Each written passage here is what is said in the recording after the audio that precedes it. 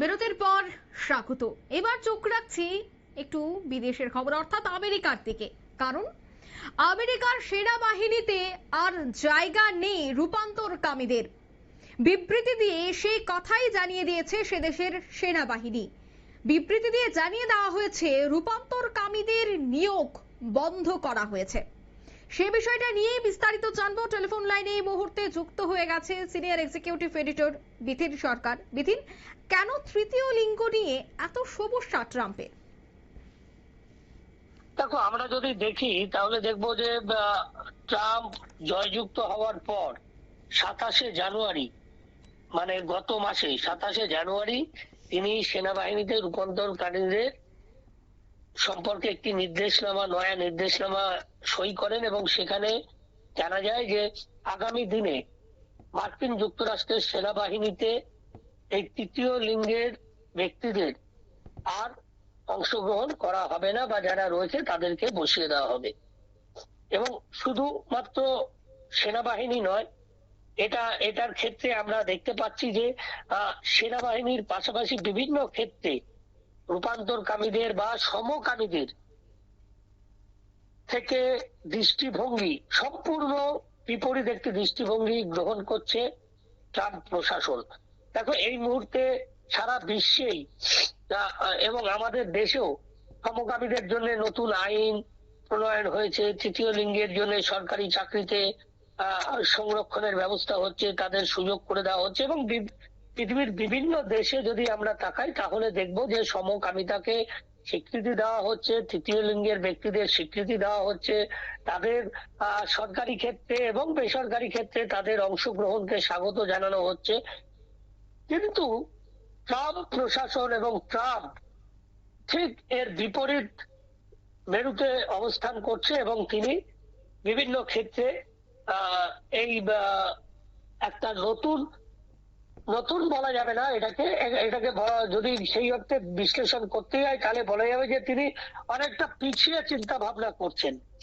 আমেরিকার সেনাবাহিনীতে আর জায়গা নেই রূপান্তরকারীদের, এইটা একেবারে তিনি জয়যুক্ত হওয়ার পরে তিনি জানিয়ে দিয়েছিলেন ক্ষমতায় বসার পর। শুক্রবার সেই দেশের সেনাবাহিনীতে আনুষ্ঠানিকভাবে এই বিবৃতিকে জারি করা হলো, যেখানে দেখা যাচ্ছে যে রূপান্তরকামী নিয়োগ বন্ধের কথা বলা হয়েছে।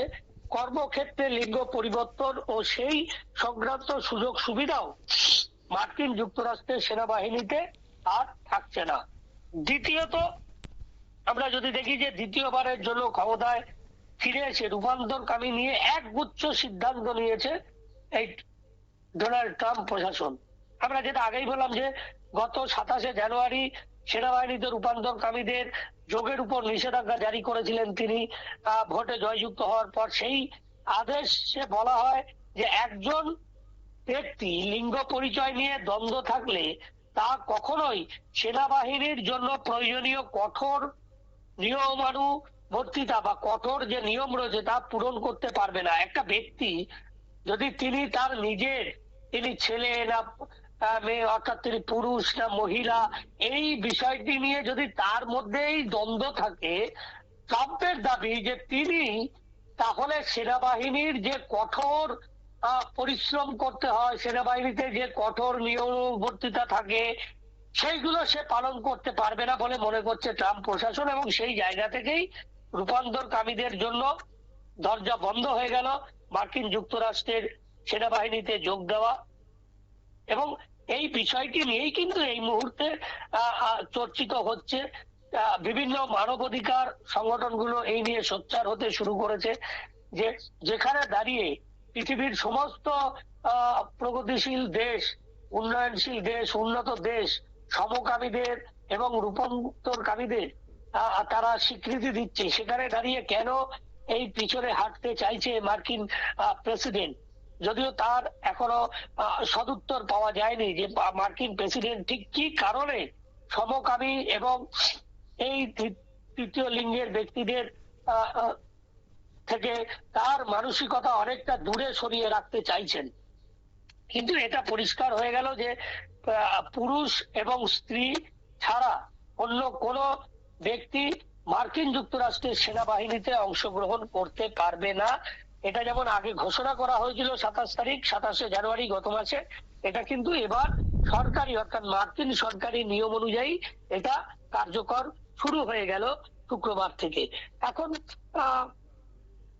এই নিয়ে বিভিন্ন যে মানবাধিকার সংগঠনগুলো রয়েছে তারা অবশ্যই দ্বারস্থ হবে মার্কিন আদালতে। এখন সেই দিকেই তাকিয়ে থাকতে হবে যে মার্কিন আদালতে যদি মানবাধিকার সংগঠন সমকামী ব্যক্তিরা বা এই তৃতীয় লিঙ্গের ব্যক্তিরা তারা মার্কিন আদালতের শীর্ষ আদালতে দ্বারস্থ হয় এই বিষয় নিয়ে, তখন সেক্ষেত্রে মার্কিন আদালত, মার্কিন কংগ্রেস কি সিদ্ধান্ত গ্রহণ করে সেদিকে আমাদের নজর অবশ্যই থাকবে। তবে অবশ্যই এটা প্রাসঙ্গিক যে মার্কিন প্রেসিডেন্ট এই চিন্তা ভাবনা এটা কিন্তু বর্তমান সময়ে দাঁড়িয়ে সারা বিশ্বের নিরিখে এই চিন্তা ভাবনা কিন্তু বলা যেতে পারে অবশ্যই অনেকটা পেছনের দিকে ঠেলে দেওয়া হচ্ছে বা পেছনের মানসিকতার দিকেই ঠেলে দেওয়া হচ্ছে। এই জায়গাটায় আমরা বারবার দেখেছি সমকামীরা বা রূপান্তরকামীরা যখন কোনো জায়গায় যেত তখন তাদেরকে বিভিন্নভাবে অপমান করা হতো বা তারা বিভিন্ন সমস্যা তাদেরকে পড়তে হতো।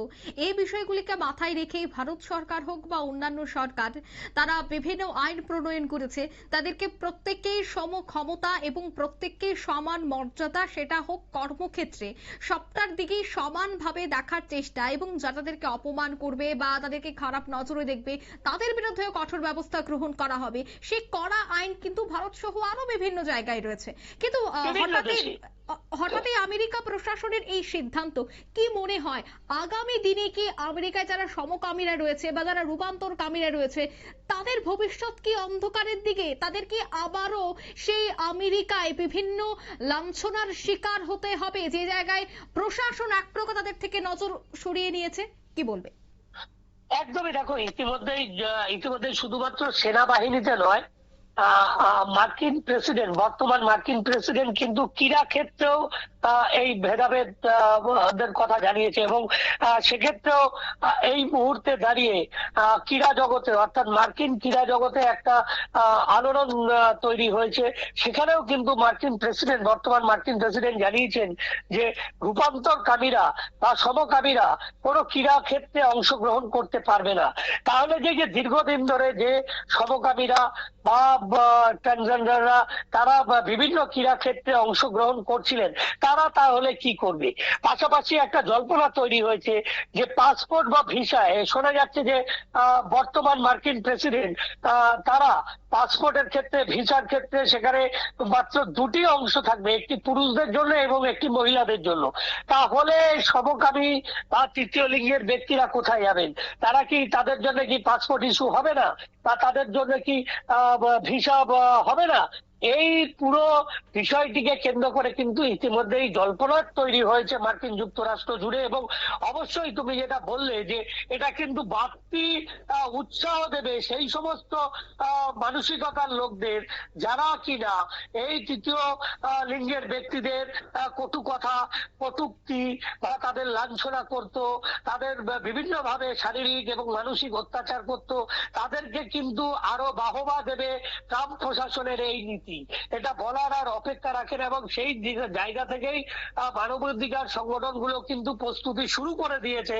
তারা কিন্তু মার্কিন কংগ্রেস এবং মার্কিন শীর্ষ আদালতের দ্বারস্থ হবে বলেই শোনা যাচ্ছে এই ট্রাম্প প্রশাসনের এই বর্তমান নীতির বিরুদ্ধে।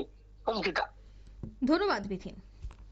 অর্থাৎ বর্তমান সময়ে কিন্তু এবার মার্কিন প্রশাসনের এই সিদ্ধান্ত নিয়ে আন্তর্জাতিক মহলেও এবার বিভিন্ন বিষয় উঠে আসছে যে কেনই ট্রাম্পের হঠাৎই এই সিদ্ধান্ত, যে জায়গায় প্রযুক্তির দিক থেকে শুরু করে বিভিন্ন ক্ষেত্রে একেবারে আমেরিকা উন্নতির চরম শিখরে রয়েছে, কিন্তু সেই জায়গায় প্রযুক্তির এই দেশে হঠাৎই সমকামী রূপান্তরকামীদের নিয়ে কেনই বা মুখ সরিয়ে নিল ট্রাম্প, তা নিয়েই কিন্তু মূলত চর্চা শুরু হয়ে গেছে আন্তর্জাতিক মহলে। নিয়ে নিচ্ছে ছোট্ট একটি বিজ্ঞাপন বিরতি, সঙ্গে থাকুন।